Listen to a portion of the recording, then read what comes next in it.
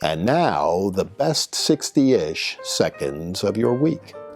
Happy New Year! It's New Year's Day, and while you're enjoying your pork and sauerkraut, just a couple of thoughts about what's going on in our beautiful Commonwealth and our great country.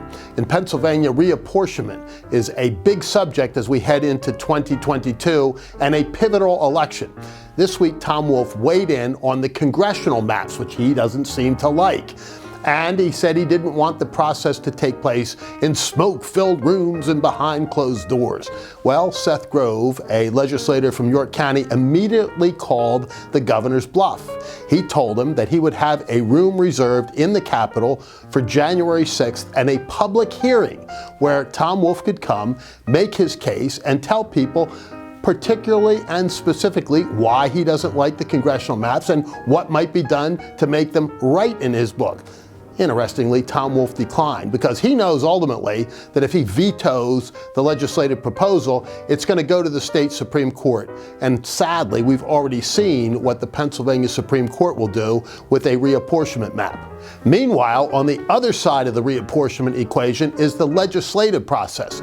And the legislative maps have now been drawn up by a 5-member commission, and a lot of folks are very unhappy with them. The public now has an opportunity to comment for roughly, 20 days now.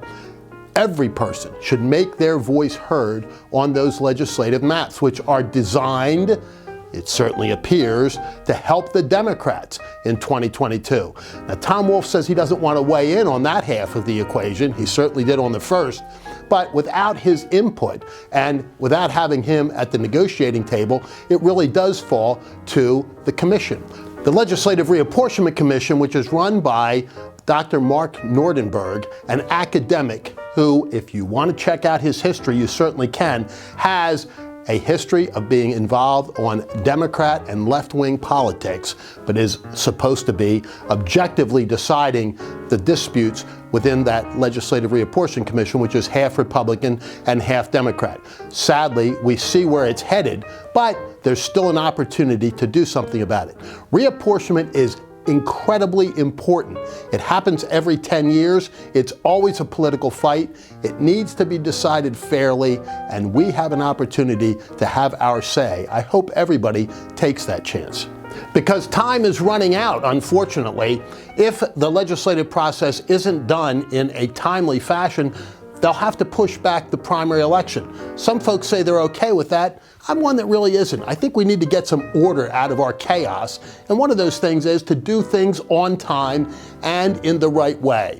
Don't need to be changing the dates of our primary and primary elections in this case, but rather what we need to do is get to the table, get things done for the people of Pennsylvania.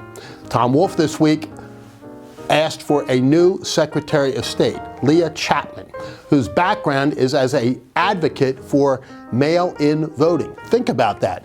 In effect, what Governor Wolf has done is doubled down on mail-in voting. A lot of problems with mail-in voting. They've been discussed at great length. You know what they are, but this is yet another example of how far down the path Tom Wolf has taken this state. The interesting thing about the Secretary of State's office is that Pennsylvania is one of very few states where a governor gets to appoint the Secretary of State. In most states, the Secretary is elected by the people, but in Pennsylvania, he or she is appointed by the governor. And I want to make sure that every Pennsylvanian knows that if I'm the governor, we're going to have a Secretary of State who, A, knows how to run elections and has some experience doing it, and 2, is absolutely committed to following the law and not to making things up as he or she goes, and not to changing the goalposts or changing the rules in the middle of the game. That is part of the sacrosanct importance and integrity of our electoral system. It begins there. It's a great thing for all of us to watch next year. And as we end the year, the Glasgow conference, where some of the climate change activists and really extremists got together to say that we should, get this, stop all fossil fuel immediately. Think about that.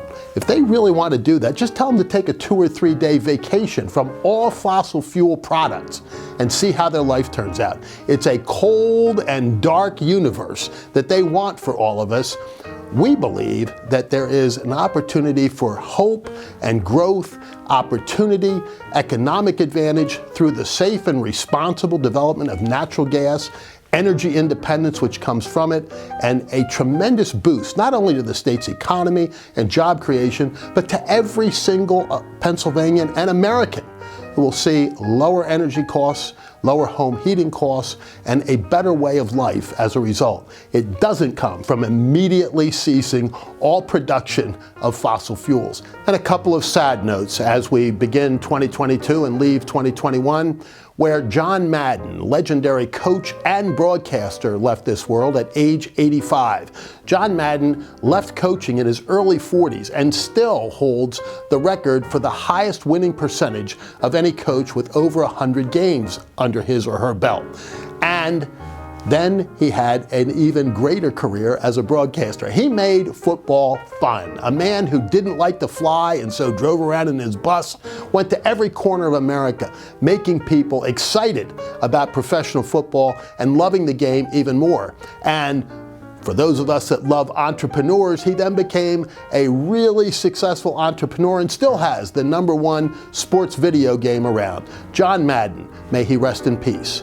And on a much more local and personal piece, the world lost my friend and supporter, Commissioner Bill Ames of Lebanon County, a really wonderful man, a great county commissioner, a terrific community leader. He will be sorely missed. And we will look forward to the day when we see him again in heaven. So to Josie and his family, our heartfelt condolences, and may Bill Ames rest in peace.